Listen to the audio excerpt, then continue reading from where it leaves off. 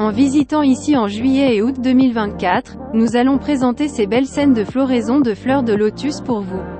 Surtout ici, juste à côté de l'endroit un bureau gouvernemental de la dynastie Joseon en Corée appelé Gwanjeokgaji est situé et il a d'abord cultivé fleurs de lotus en Corée. Il y a quelques fleurs de lotus.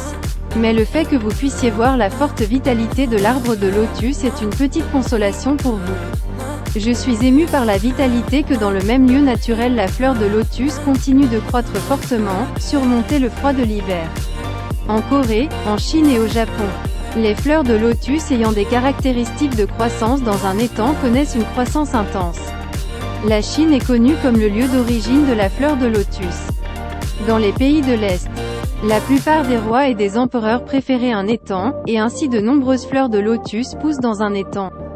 Les fleurs de lotus représentent et reflètent l'histoire et la religion de les pays de l'Est.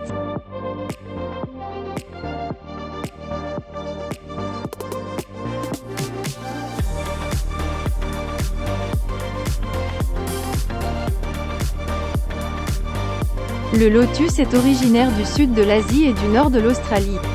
Même si elle pousse dans la boue, c'est une plante propre et noble qui a donné aux gens de nombreux pays un sentiment de familiarité.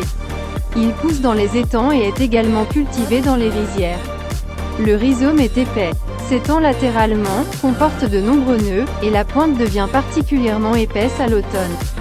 Les feuilles sortent du rhizome et pendent au bout des pétioles qui atteignent 1 à 2 mètres de hauteur et sont rondes. De plus, le diamètre de la feuille est d'environ 40 cm. Elle n'est pas mouillée par l'eau, les veines s'étalent radialement et les bords sont lisses. Le pétiole a des épines à l'extérieur et le trou à l'intérieur se connecte au trou dans la tige souterraine. Les fleurs fleurissent de juillet à août, sont rouges ou blanches. En accrocher une au bout de la tige florale, mesurent 15 à 20 cm de diamètre, et ont des épines sur la tige florale. Les pétales ont la forme d'un œuf renversé et possèdent plusieurs étamines.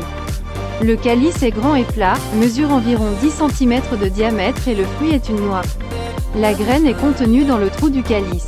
Les graines ont une longue durée de vie et il existe des exemples de graines vieilles de 2000 ans qui germent.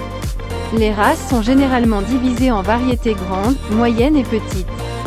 Les feuilles sont utilisées comme agents astringents et hémostatiques, et sont utilisées en médecine traditionnelle pour traiter l'incontinence urinaire. La tige souterraine est appelée racine de lotus et possède une teneur relativement élevée en vitamines et minéraux, il est donc souvent utilisé dans les crudités et autres plats. Les rhizomes et les fruits sont médicinaux et utilisés pour les maladies gynécologiques. Folklore et tradition. Le lotus anglais fait référence au lotus et au nénuphar ensemble.